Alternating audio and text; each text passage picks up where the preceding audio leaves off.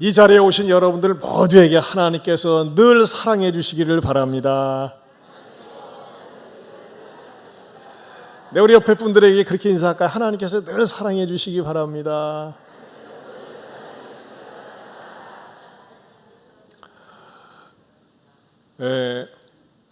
오늘 이 자리를 마련하는 목적은, 오늘 여기 현수막 앞에 있는 그 주제가 뭡니까? 한번 같이 읽어볼까요?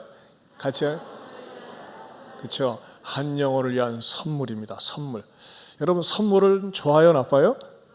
선물은 좋습니다. 뇌물은 위험합니다. 뇌물은 베릴 수가 있고 잘못하면은 큰 집에 가게 됩니다. 그래서 선물은 참 좋은 겁니다. 그런데 선물에는 종류가 다양합니다.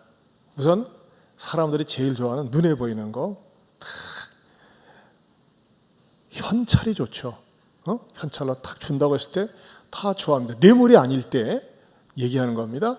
특별 보너스를 받았을 때, 또 뭐 이렇게 아이들이 명절을 맞이해서 애들 선물 받는 거, 또 어른들도 말이죠. 돈 받는 건 다 좋더라고요. 저도 이제 그 손주가 있는데도 불구하고 그 애들이 뭘 주면 그렇게 좋을 수가 없어요. 선물은 좋은 거예요, 그렇죠? 또 선물이 뭐가 있을까요? 건강이 선물입니다.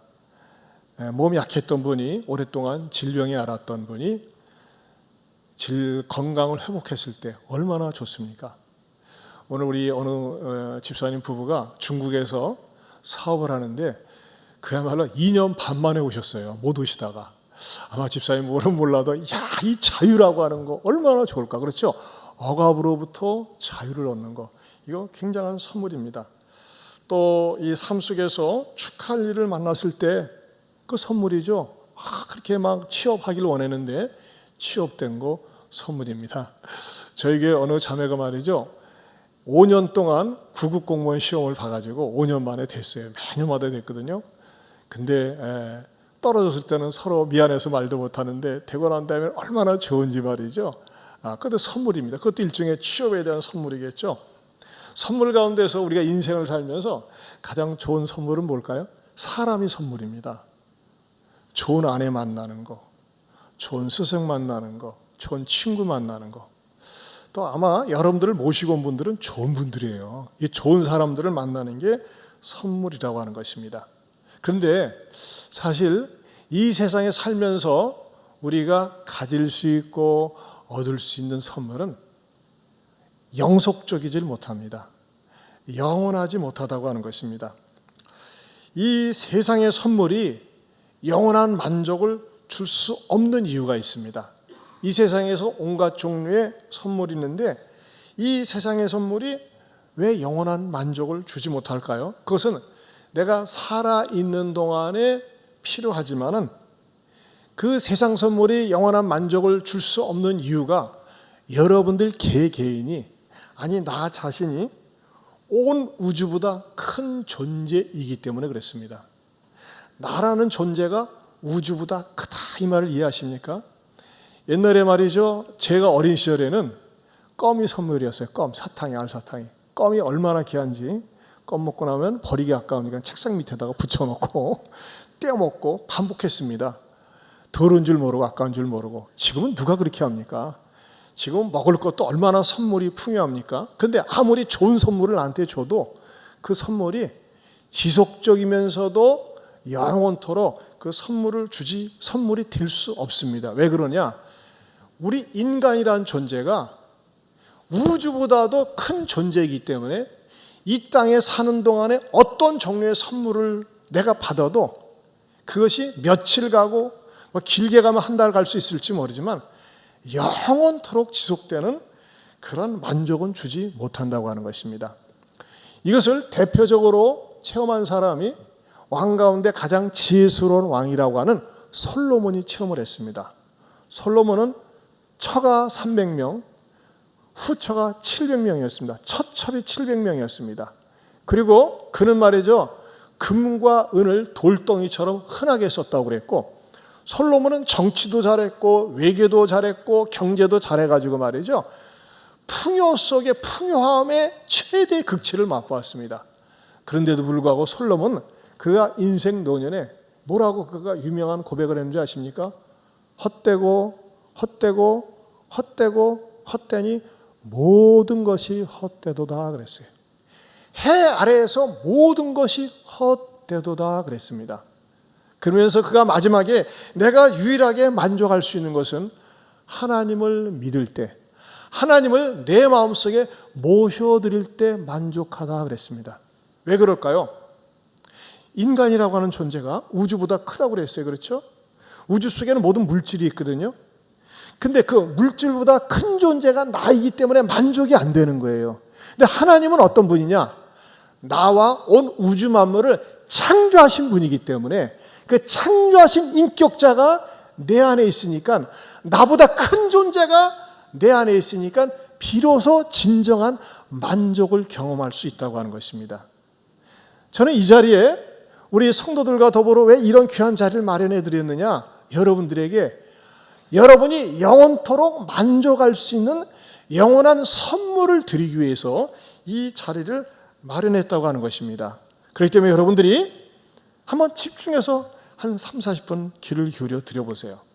오늘 들으면서 여러분에게 있어서 속된 말로 기가 막힌 대박을 터뜨리고 대박을 가져가는 그런 사건이 여러분들에게 일어날 수 있을 것이라고 하는 것입니다. 그렇다면 오늘 여러분을 초청해서 교회에서 드리려고 하는 선물이 무엇일까요?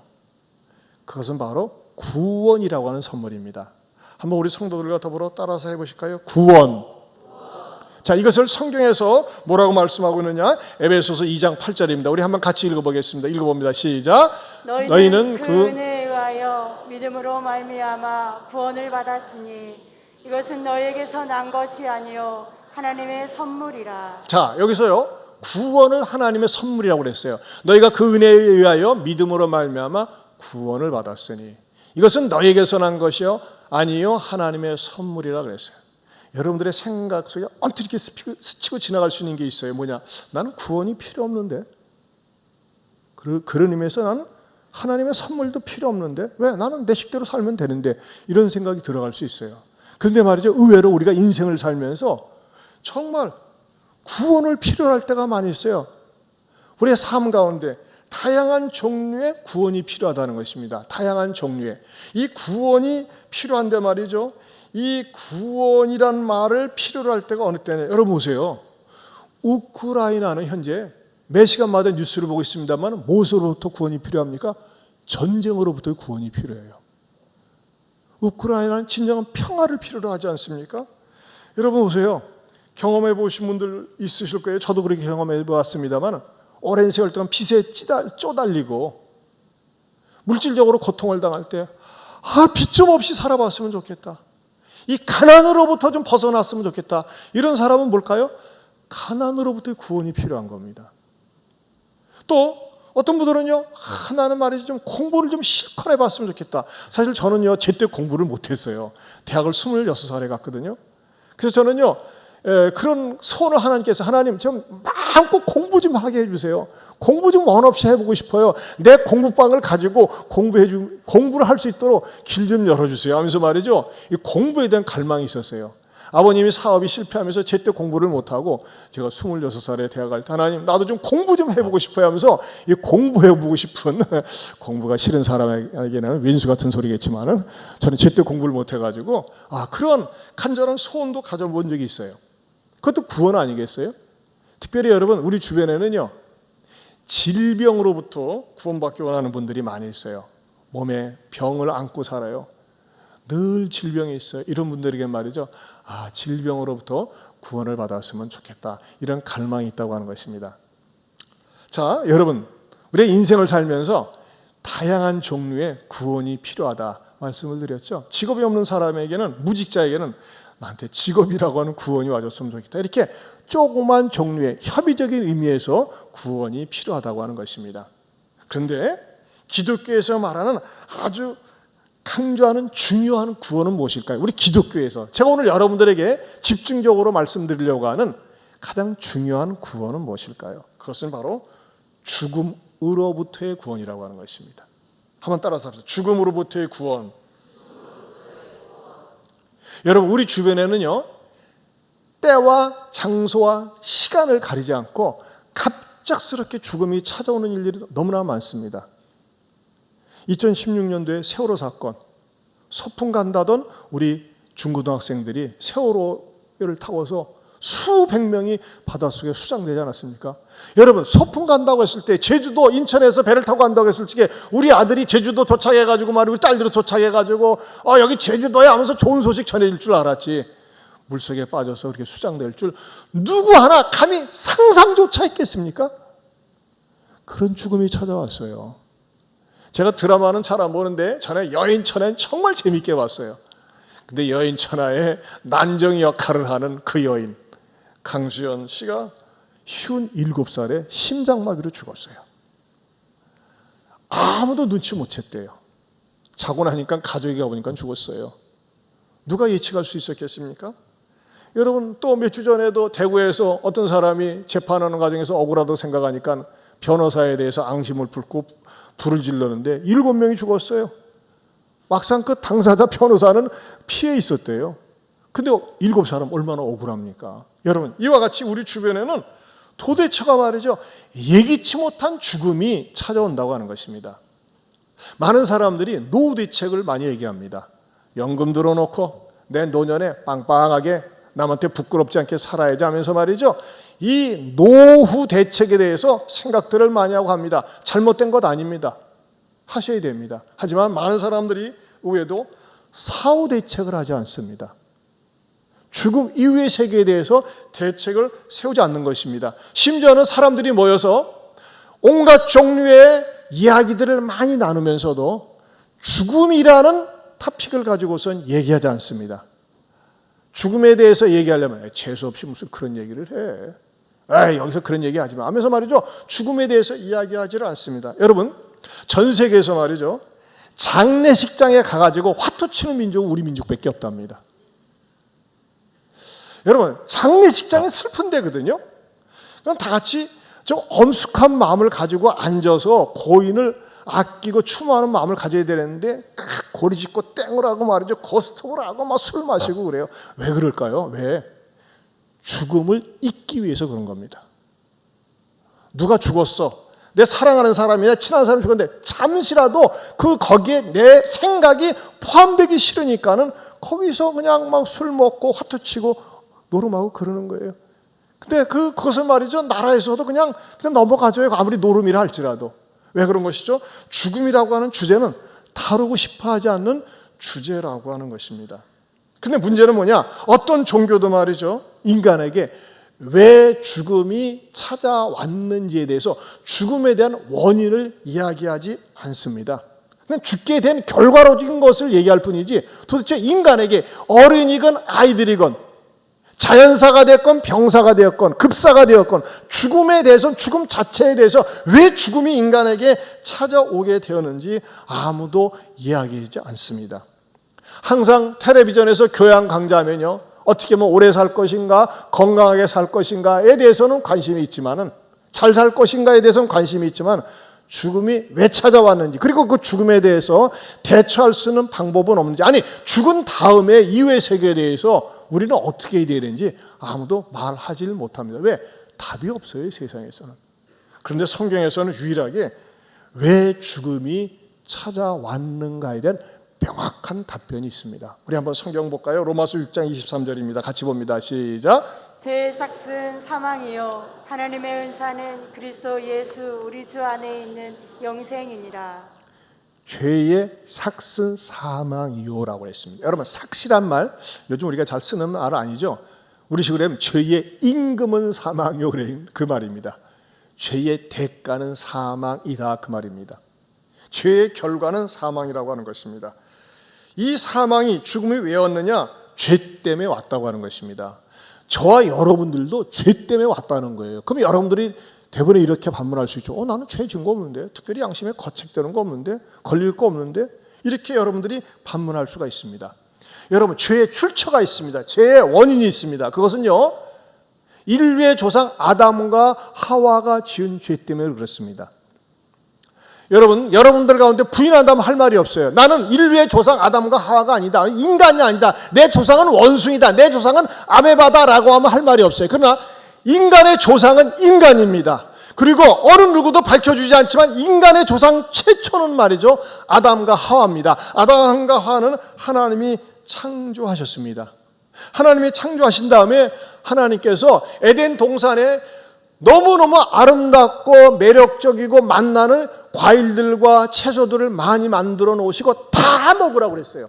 근데 하나, 중앙에 있는 선악을 알게 하는 나무 선악과를 따먹지 말라고 그랬습니다. 교회 안 다니시는 분들도 이런 부분은 어느 정도 알고 있습니다. 그런데 마귀가, 사탄이 탁 치고 들어와서 왜 선악과를 하나님이 먹지 말라고 하는 줄 알아?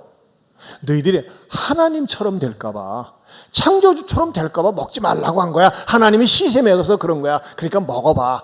거기에 홀라당 넘어가서 어떻게 합니까? 아담과 하와가 따먹게 됩니다. 근데 여기서 말이죠, 저는 한때 하나님에 대해서 반감을 가졌었어요. 반감. 하나님, 모두로 선악과 만들어 놓고 따먹지 말라고 그래요. 처음부터 만들어 놓지 말지. 인간이라는 존재는, 섹스피어가 그런 말을 했어요. 인간에게는 호기심이라고 하는 악마가 항상 기다리고 있다 그랬어요. 우리에게 호기심이 있어요. 남이 하지 말라고 하면 더 하고 싶어요. 그렇죠? 보지 말라고 하면 더 보고 싶은 게 인간의 이 죄된 속성이에요. 근데 하나님이 선악을 알게 하는 나무를 먹지 말라고 하니까는 사탄이 충동질하니까 따먹었어요. 그러니까 문제는 그거야. 왜 하나님 만들어 오셨냐 이거야. 안 만들어 놓으셨으면 처음부터 관심도 갖지 않았을 텐데.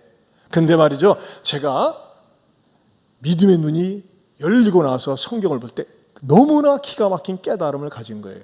그건 뭐냐면요, 하나님께서 우리와 인간과의 너무 좋은 관계를 유지하기 위해서 만들어 놓은 거더라고요. 왜냐면요, 하나님이라는 분은 초월적인 창조주가 되세요. 창조주가 되세요.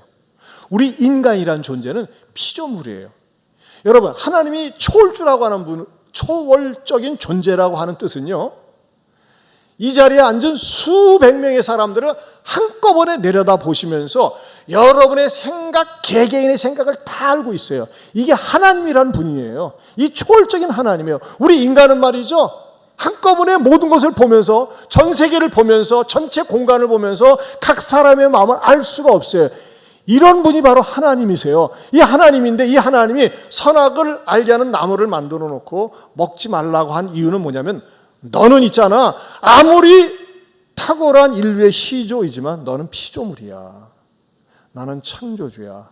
너는 피조물이니까 창조주와 나 사이에 선을 만들어 놨어. 이게 선악과야. 여러분, 선이라는 게 얼마나 필요한지 아십니까? 중앙선 없어 보세요. 차를 달리는데 중앙선이 없어 보세요. 자, 네가 가고 싶은 대로 가. 어떻게 될까요? 사고 천지겠죠. 부부끼리의 관계도 선이 있어요. 선을 넘고 딴짓 해보세요. 가정이 파괴됩니다. 그렇지 않겠습니까? 나라에도 국경선이 있어요. 선을 넘어보세요. 전쟁이 일어나고 나라가 그야말로 풍비박산이 되는 것 아니겠습니까? 교사와 학생 사이에도 선을 지켜야 됩니다. 선이라고 하는 건 아름다운 것입니다. 선이라고 하는 것은 뭡니까? 질서입니다. 선을 무너뜨릴 때 크게 파괴가 다가오고 혼란이 다가오고 그야말로 더 나아가서는 아비규환이 될 수 있다고 하는 것입니다. 그런 의미에서 하나님은요, 그 선이라고 하는 의미에서 선악과를 만들어 놓으시고, 너는 피조물이야. 나는 창조주 하나님이야. 넘어오지 마. 네가 지켜야 돼. 이것만 잘 지키면은 너에게 행복이 계속 유지돼. 그런데 우리 인류의 조상 아담과 하와가 그만 사탄의 꼬임에 넘어가서 선악과를 따먹게 된 것입니다. 그래서 선악과를 따먹은 다음에 뭐가 찾아오느냐? 죽음이 찾아온 거예요. 죽음이. 근데 우리가 얘기할 때 말이죠, 죽음은 단순히 육신의 죽음이 아니라 성경에서는 세 종류의 죽음을 얘기하고 있습니다. 오늘 아셔야 돼요. 여러분들이 교회 오셔서요, 야, 인간은 세 종류의 죽음이 있다, 이걸 아는 건 굉장히 고차원적인 거예요. 수준이 높은 거예요. 세 종류의 죽음. 첫째는 어떤 죽음이 있을까요? 육신의 죽음이 있어요. 심장이 정지되어지고 모든 기능이 마비되었을 때 죽었습니다. 사망. 그래서 세상에서 그러잖아요. 사망 무슨 뜻이에요? 죽을 사자, 망할 망자. 좀 거칠게 표현은 죽으니까 망했다는 거예요. 사망이란 뜻이 그 뜻이에요. 죽은 게, 그게 육신의 죽음입니다. 두 번째는 어떤 죽음이 있는지 아세요? 영적인 죽음이 있습니다. 영적인 죽음. 이 영적인 죽음이라고 하는 건 뭐냐면요, 하나님과의 영적인 관계가 단절되어 있다고 하는 것입니다. 여러분, 사람과 짐승에게 공통점이 있고 차이점이 있어요. 요즘에 애완견을 많이 키지 않습니까? 애완동물. 왜 애완동물을 그렇게 아낍니까? 아이고, 개가 사람보다 나서 그래서 키우는 거 아니겠어요? 배반하지 않으니까. 저는 개를 절대 못 키웁니다. 왜? 어려서 트라우마가 있습니다. 개한테 이 엉덩이를 물린 적이 있어요. 그래서 저는 개가 싫어요. 이게 이 상처라는 게 그런 것 같아요. 저는 좋아하시는 분 잘못됐다는 거 아니에요? 근데 말이죠, 아무리 내가 애완견 또 고양이를 키운다 할지라도 짐승과 사람 사이에 한계가 있어요. 공통점은 뭘까요? 사람과 짐승에겐 육이 있어요. 육. 우리 고기 덩어리가 있어요. 육이 있어요. 그리고 또 뭐가 혼의 기능이 있어요. 혼. 사람에게도 짐승에도 혼이 있어요. 혼이라는 건 뭡니까? 본능적인 기능입니다. 또 생육에 대한 기능입니다. 그리고 또 어떤 기능이 있어요? 자기를 좋아하면은 좋아하는 주인을 따릅니다. 이게 본능에 대한 거예요. 본능에 대한. 근데 영적인 기능은 없어요. 영적인 기능은 뭘까요? 영적인 기능은 대표적으로 말이죠, 미래에 대한 생각이 있습니다.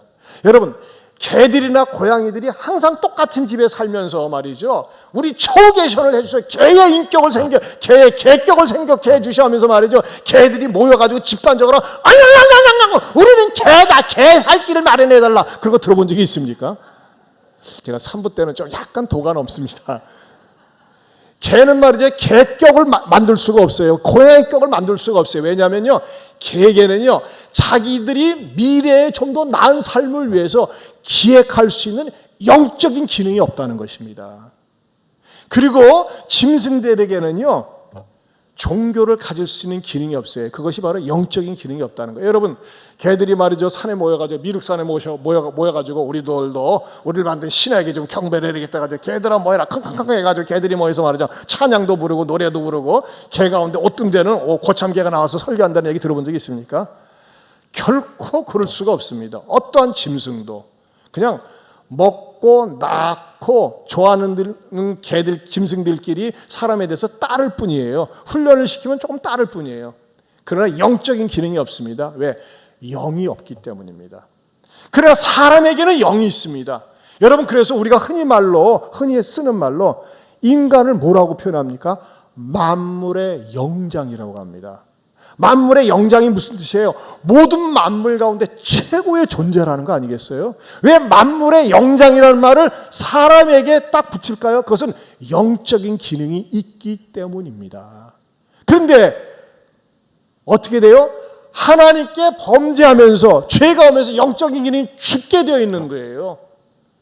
그리고 영적으로 죽게 되어 있을 뿐만 아니라, 세 번째는 이 영적인 죽은 상태 가운데서 이 땅에 살다가 육신의 세상이 떠나면요, 영원한 죽음이 기다리고 있어요. 영원한 죽음은 얼마나 비참한 줄 아십니까?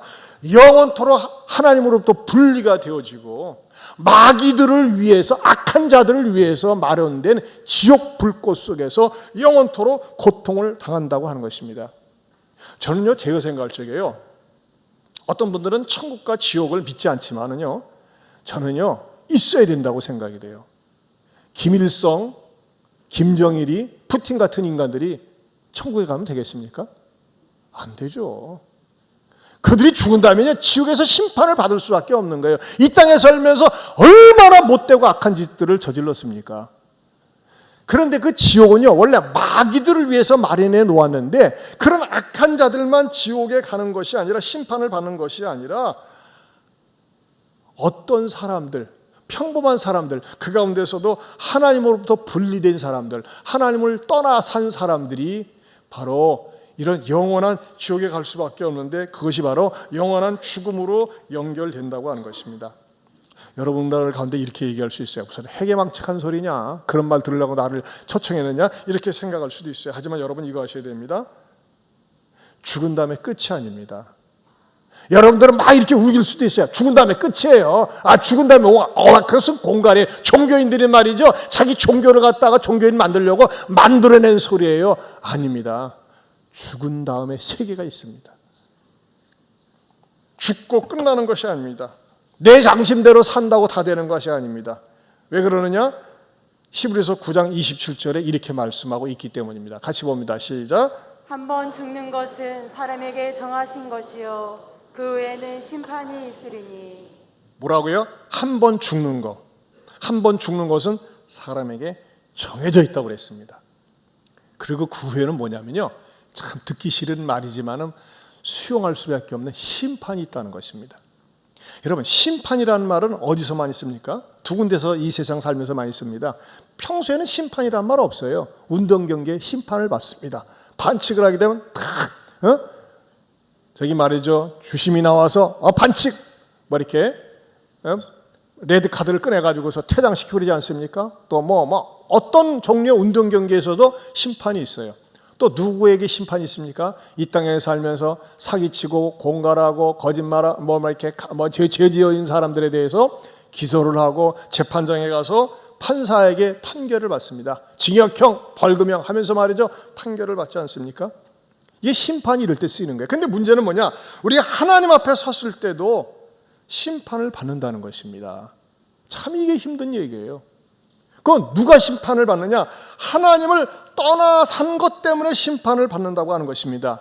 왜 그러느냐? 우리 하나님께서 우리 아담과 하와를 창조하시고 또 저와 여러분들 이 세상에 내보내셨을 때 어떤 목적을 가지고 이 땅에 살게 하셨느냐? 하나님을 아버지라고 믿으면서 하나님을 창조주 하나님으로 섬기면서 아름다운 관계 속에서 살도록 우리를 이 땅에 내보내셨습니다. 그런데 우리들의 마음속에 죄가 들어오니까 말이죠. 하나님을 거부하는 것입니다. 아담과 하와가 지은 그 불순종의 죄가 역시 내 안에도 자리 잡고 있으면서 어떻게 하느냐? 하나님을 거부하는 거예요. 그 하나님을 거부하는 것이 죄의 증거고 열매인데 그것에 대해서 시편 14편 1절에 영적으로 죽은 상태를 이렇게 표현하고 있습니다. 14편 1절을 보겠습니다. 같이 보겠습니다. 어리석은 자는 그 마음에 이르기를 하나님이 없다 하도다. 저희는 부패하고 소행이 가증하여 선을 행하는 자가 없도다. 보세요. 어리석은 자는 그 마음에 이르기를, 성경에서 어리석은 자는 하나님을 믿지 않는 자를 얘기합니다. 그 마음에 이르기를 하나님이 없다 그랬어요. 내가 방정맞게 그런 말 안 합니다. 하나님이 없다라고 공개적으로 얘기하지 않지만 삶 속에서 하나님이 없습니다. 누가 내 인생의 주인이 될까요? 내가 내 인생의 주인이 됩니다. 나는 하나님 필요 없어요.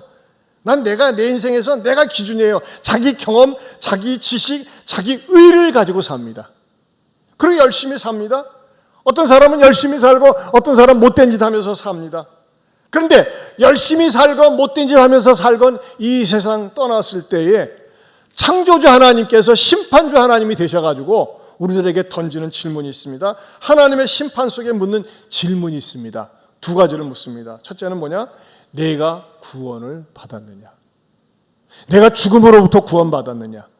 묻습니다. 두 번째는 어떤 질문을 물어볼까요? 같이 한번 볼까요? 두 번째 시작. 내가 너를 천국에 보낼 이유가 무엇이냐라고 우리 하나님께서 물어본다고 하는 것입니다. 여러분 이것에 대해서 대답할 준비가 되어 있습니까?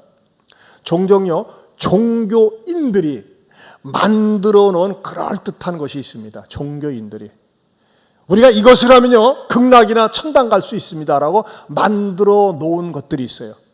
그 만들어 놓은 함정, 고안해 놓은 것이 뭘까요? 고행이라는 것이 있습니다. 고행. 이건 수준이 높은 사람들이에요. 자기 몸을 학대하면서 막 고행을 하면서 말이죠. 이렇게 하면은 내가 이렇게 정말 고통을 당하면서 내 육체를 학대하고 그러다 보면은 뭔가 좋은 곳에 내가 죽은 다음에 갈 수 있지 않을까라고 하는 고행이 있어요. 극소수의 사람들이 여기에 속합니다. 또 어떤 사람은요, 좀 신선한 사람은 수양이라는 것이 있습니다. 수행. 아이고, 이 죄 많은 세상에 어울리지 않고 그냥 이 세속을 훌쩍 떠나가지고 맑은 공기 속에서 돌을 닦으면서 내가 염분을 외면서 내 몸을 갈고 닦으면서 수행을 하면은 극락이나 천당이나 그 어디 가지 않겠는가 하면서 자기 스스로를 위로하면서 그렇게 수행을 합니다. 어떤 사람은요, 이 세상에서 살면서 적선을 많이 하는 거예요. 적선이 뭡니까? 선을 쌓는 거예요. 여러분 세상에서 가장 보기 좋게 보고 칭찬하는 게 뭡니까? 구제입니다. 남을 돕는 거. 남을 돕고 선한 일을 많이 하면요, 그것이 참작이 되어서 좋은 곳에 갈 수 있다라고 생각하게 만듭니다. 네 번째는 뭐가 있을까요? 공로입니다. 공로. 이 땅에 살면서 말이죠, 지역사회를 위해서, 다른 사람을 위해서 공로를 많이 세우는 거예요.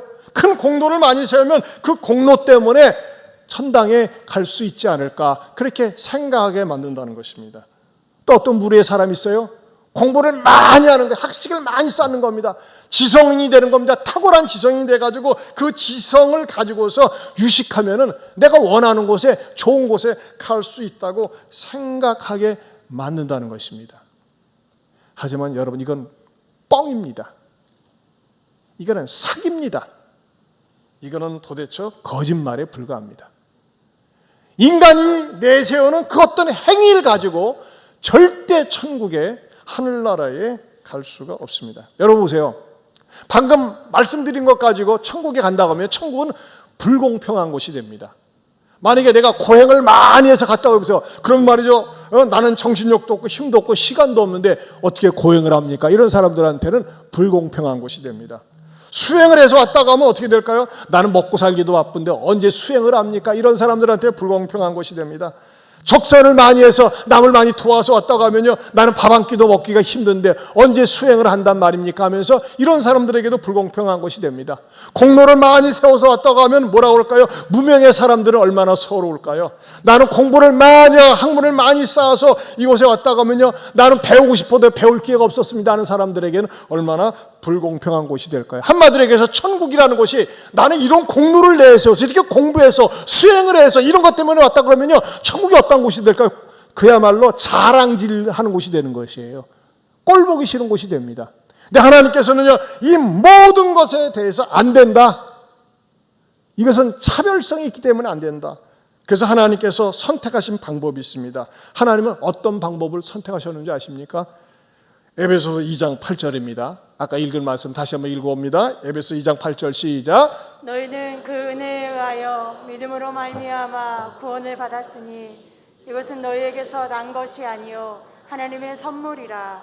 행위에서 난 것이 아니니 이는 누구든지 자랑하지 못하게 함이라. 하나님은요, 인간들이 내세우는 그 어떤 조건도 단 하나도, 1도 허락하지 않고 전적으로 하나님의 은혜에 의해서 주기로 했습니다. 인간에게 아무것도 요구하지 않고 공로나 행위나 선행이나 착함이나 구제나 이런 것을 요구하지 않고 오직 하나님의 은혜에 의해서. 왜? 하나님이 세상을 너무너무 사랑하셨기 때문에 하나님이 일방적으로 사랑하셨어요. 왜? 하나님은 여러분들과 저와 아름다운 관계를 맺기 원하기 때문에 일방적으로 사랑하셔서 이 하나님의 선물을 그냥 주시기로 하셨다고 하는 것입니다. 행위에서 난 것이 아니니 이는 누구든지 자랑치 못하게 함이라. 방금도 말씀드렸잖아요. 내 이런 행위라면 행위를 자랑한다니까요. 천국 관계 내 이런 거 한 것 때문에 온 거예요. 이런 거 자랑하지 못하기 위해서 하나님께서 그냥 주시기로 하셨어요. 그리고 이 선물은요, 너무나 비싼 것이기 때문에 그냥 주시기로 한 것입니다. 여러분, 우리가 이 땅에 살면서요, 정말 비싼 것은 값으로 환산할 수가 없어요. 여러분, 오랫동안 비가 안 왔을 때 비가 온다면 얼마나 좋습니까? 죄송한 얘기지만요, 막 하도 가물었다가 비가 오면요, 하나님 너무 좋아가지고 빨가벗고 나가서 춤을 추고 싶다고요. 너무 비가 좋으니까요. 너무 비가 좋으니까. 여러분, 비를 돈으로 환산할 수 있습니까? 못합니다. 햇볕 환산할 수 있습니까? 안 됩니다. 이 좋은 공기, 산소, 돈으로 값을 매길 수가 없어요. 여러분, 부모가 자녀를 사랑하는 거, 일방적으로 사랑하는 거, 내리 사랑하는 거, 값을 매길 수 있습니까? 없습니다. 이렇게요, 이 세상에서 가장 좋은 것은 엄밀한 의미에서 값으로 매길 수 없다는 것입니다. 마찬가지로 구원의 사건도 마찬가지입니다. 이 구원을 사람들에게 선물로 주기를 원하는데 인간이 네가 무엇을 해라, 무엇을 하면 된다, 고행을 하면 된다, 선행을 하면 된다, 이런 것을 안 하면 요구하지 않았다고 하는 것입니다. 하나님은 거저 주기를 원하셨어요. 그냥 주기를 원하셨어요. 우리가 좋아하는 말로 공짜로 주기를 원하셨다고 하는 것입니다. 근데 누굴 통해서 주기를 원했느냐? 사람을 통해서 주기를 원했어요. 왜? 하나님은 초월적인 분이시기 때문에 사람들이 가까이 하기에는 너무나 영광 가운데 거하셔서 감히 사람이 접근할 수가 없어요. 그래서 사람 한 사람을 통해서 주기를 원하셨어요. 그 사람은 어떤 사람이 되어야 하느냐? 하나님과 같은 수준을 가지고 있어야 돼요. 하나님과 같은 성품을 가지고 있어야 돼요. 근데 이 땅에서 말이죠, 이 하나님과 같은 수준을 갖고 있는 사람이 있는가? 그 사람은 바로 의인이 되어야 하는데, 이 지구상에 의인이 있는가? 하나님은 찾아보셨어요. 이 지구상에 의인이 있는가? 근데 의인이 있을까요, 없을까요? 로마서 3장 10절에서 12절에 이렇게 의인에 대해서 말씀해 주고 있습니다. 같이 봅니다. 시작.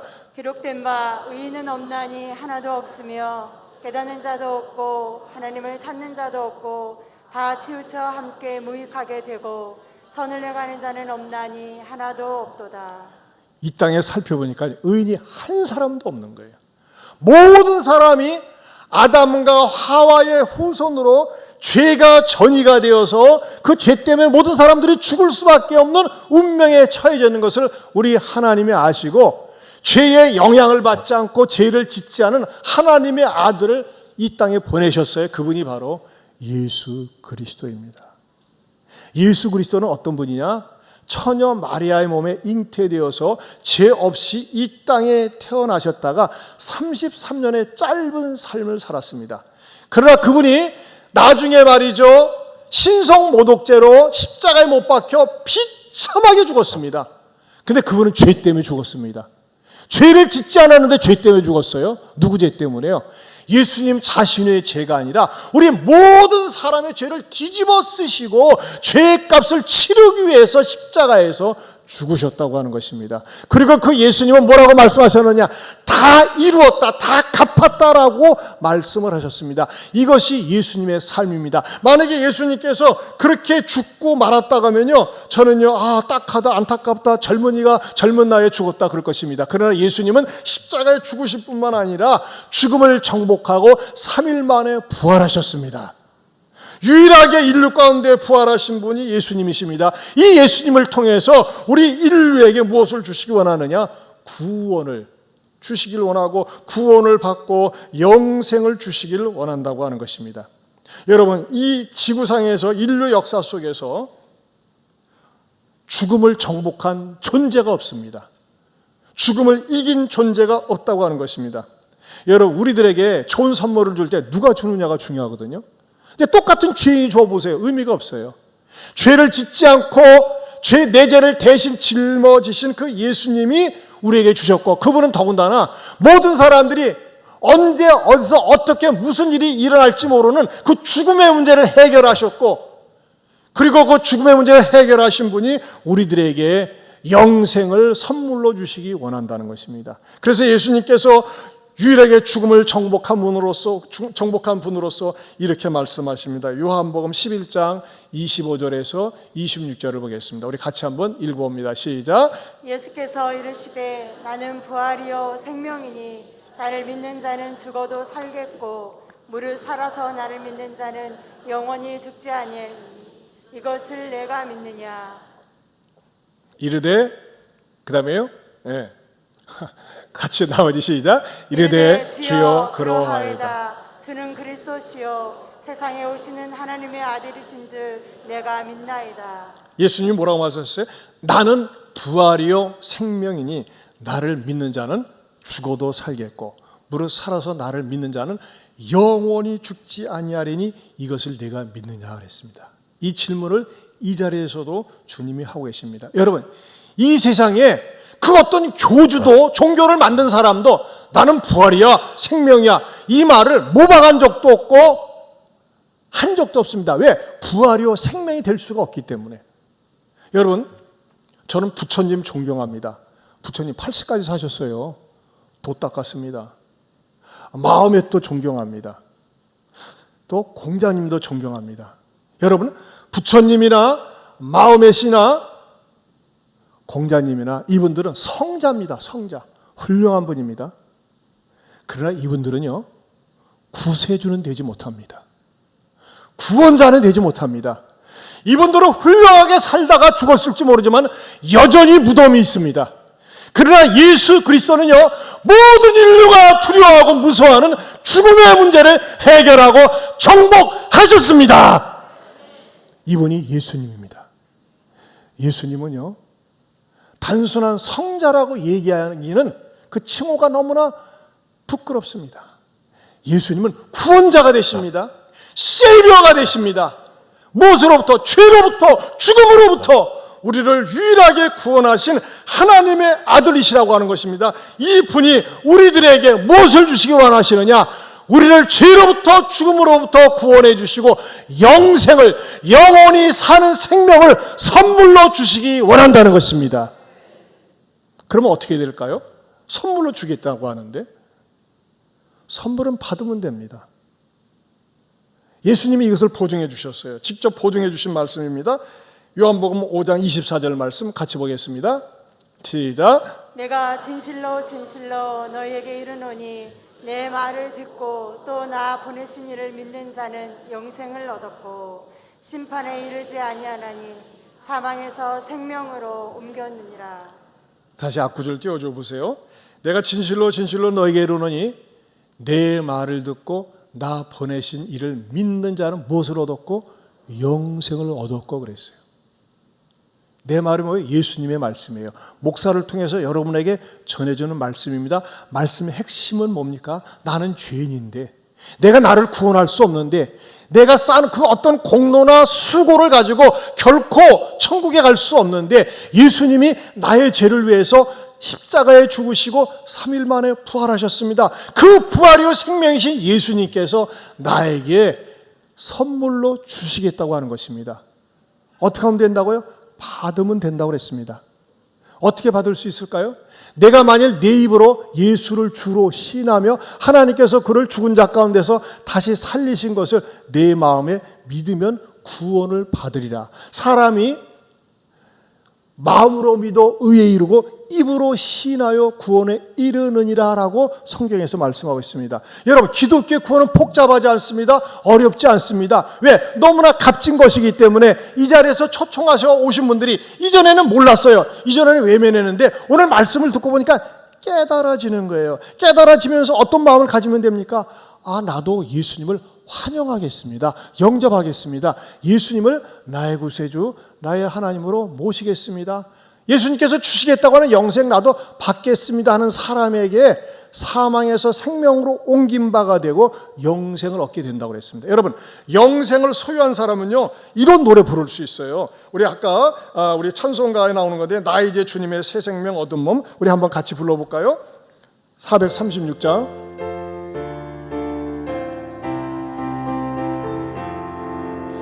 나 이제 주님의 새 생명 얻은 몸, 옛 것은 지나고 새 사람이로다. 그 생명 내 맘에 강같이 흐르고 그 사랑 내게서 해같이 빛난다. 영생을 누리며 주 안에 살리라. 오늘도 내일도 주 함께 살리라. 주 안에 감추인 새 생명 얻으니 이전의 고통도 이제는 값없다. 하늘의 은혜와 평화를 맛보니 찬송과 기도로 주 함께 살리라. 영생을 누리며 주 안에 살리라. 오늘도 내일도 주 함께 살리라. 여러분, 기독교는 누리는 겁니다. 인조이하는 거예요. 뭘 누릴까요? 영생을 누리는 거예요. 어떤 사람에게요? 영생을 받아들이는 사람에게, 영생을 믿는 사람에게. 누구를 통해서? 예수 그리스도를 통해서. 여러분 어떻게 생각하세요? 기도하겠습니다. 사랑하는 이 자리에 초청되어 오신 형제자매 여러분, 우리는 영원한 선물을 드리기 위해서 이 자리를 마련했습니다. 여러분, 그동안에 하나님 없이 살 수 있습니다. 외면하면서 살 수 있습니다. 그런데 여러분, 우리 모두가 피할 수 없는 건 죽음의 사건 피할 수 없습니다. 육신의 죽음, 영적인 죽음, 영원한 죽음이 있습니다. 여러분, 이 죽음을 피하고 내가 영생을 얻고 구원받기 위해서는요, 예수님을 믿어야 됩니다. 믿는다는 건 뭐냐? 받아들이면 됩니다. 내 입술로 고백하면 됩니다. 우리 성도들과 더불어서 같이 제 기도를 한번 따라서 해주시면 좋겠습니다. 하나님 아버지, 오늘 영원한 선물에 대한 메시지를 듣게 해주심을 감사합니다. 그동안에 하나님을 외면하고 살았습니다. 하나님이 없는 것처럼 살았습니다. 내가 내 인생의 주인이 되어 살았습니다. 이제는 고백합니다. 내가 죄인입니다. 하나님을 떠나 살았던 죄인입니다. 나를 받아 주시옵소서. 예수 그리스도가 나의 죄를 위해 십자가에 죽으시고 3일 만에 부활하신 분으로 믿습니다. 믿기를 원합니다. 영생을 얻기를 원합니다. 영생을 누리기를 원합니다. 하나님 아버지, 이 종의 기도를 따라서 한 모든 분들 믿음이 딱 자리를 잡고 영생을 얻고 영생을 소유하고 맛보며 사는 행복한 모든 분들 되게 하여 주시옵소서. 예수님 이름으로 기도합니다. 아멘. 여러분, 들어오면서 말이죠, 여러분들에게 이런 카드를 하나씩 나눠드렸어요. 이게 1, 2부 때 이렇게 제출하신 분인데, 여러분 말씀을 들으면서 여기 큰 고딕체로 되어 있죠. 나는 예수님을 믿기 원하고 복음을 더 알기 원합니다. 이런 분들 여기다 이름을 쓰세요. 이름. 여기 보면은 스크린 저를 한번 보여주셔 보세요, 집사님. 보면 지금 이름을 쓰세요. 펜 나눠드렸죠. 보면요, 여기다가 좀 이것만 보여줄 수 있어요. 여기다 이름을 지금 쓰세요. 인도하신 분들과 더불어 나도 예수님을 믿기 원하고 복음을 더 알기 원합니다. 이름을 쓰시고 핸드폰 번호 쓰시고 인도자를 쓰세요. 그리고 여러분들이 예수 그리스도를 나의 구원자로 믿습니다. 또 나는 이번 주에 예안교회 등록하여 신앙생활을 계속하겠습니다. 이렇게 하는 분들 체크를 해주세요. 여러분, 이것은요, 하나님 앞에서 여러분들을 인정받는 겁니다. 내가 예수님을 믿게 했다고 말로만 하는 것이 아니라 이것을 기록하면서 뭐예요?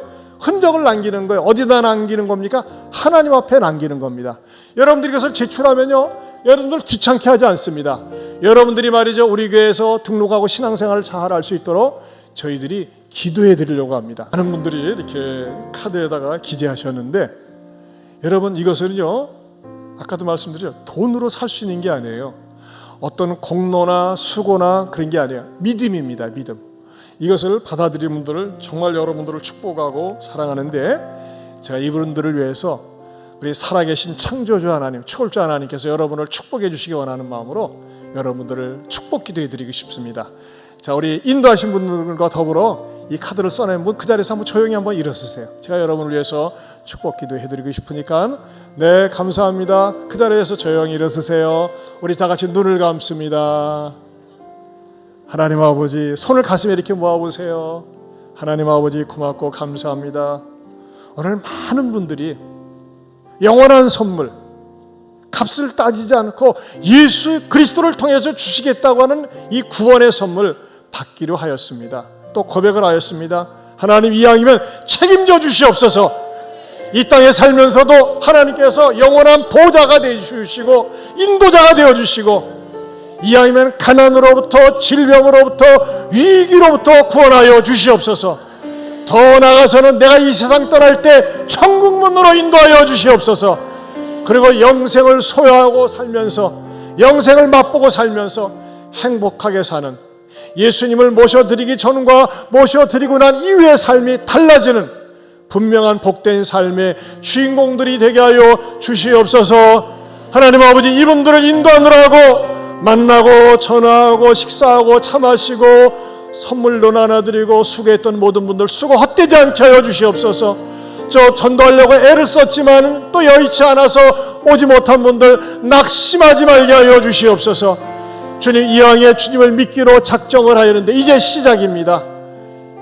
주님, 다음 주에 교회 등록하고 신앙생활하면서 신앙생활 할 때와 하기 전에 비포와 애프터가 너무나 분명한 구별된 복을 받는 모든 성도들이 다 되게 하여 주시옵소서. 예수님 이름으로 축복하고 기도하옵나이다. 아멘. 우리 축복의 박수, 격려의 박수. 앉으시죠. 정말 1, 2, 3부 많은 분들이 등록을 하셨는데 놀랍습니다. 우리가 여러분들이 오늘 영생의 선물, 영원한 선물을 받기 위해서 기도 많이 했거든요. 오늘 인도하신 분들 기왕에 수고하시는 김에 예배 마치고 나서도 맛있는 데 가셔서 맛있게 식사도 대접하시고, 이것도 선물입니다. 선물, 뇌물이 아닙니다. 선물은 기쁜 마음으로 드리는 거예요. 무엇보다도 여러분들이 오늘 영적인 선물을 받았는데 말이죠. 또 오늘 이렇게 인도하시느라고 수고한 분들에게도 너무 감사해서 또 이런 분들에게도 선물을 드릴 거예요. 샤론 식사 티켓권을 또 같이 오셔서 맛있는 것도 드시고 행복하게 신앙생활 하시기 바랍니다. 오늘 자진해서 등록하셨네요. 주공 3차 사시는데 김정수님 3층 계시네요. 잠깐 일어섰다 앉아주실까요? 어디 계세요? 김정수님. 네, 예, 감사합니다. 박수로 환영해 주시기 바랍니다. 잘 오셨습니다. 예배 마친 다음에요 2층에 내려오셔서 꼭 기념사진 찍고 가시기 바랍니다. 기도하겠습니다. 이제는 우리 주 예수 그리스도의 은혜와 하나님 아버지의 변함이 없는 사랑과 성령님의 감화감동 교통하심의 은혜가 영원한 선물, 영생을 예수님을 통해서 받겠노라고, 받았노라고 마음에 고백하고 입술로 고백한 모든 성도들과 또 이 자리에 초청되어 오신 모든 분들에게 영원토록 함께 있을지어다. 아멘.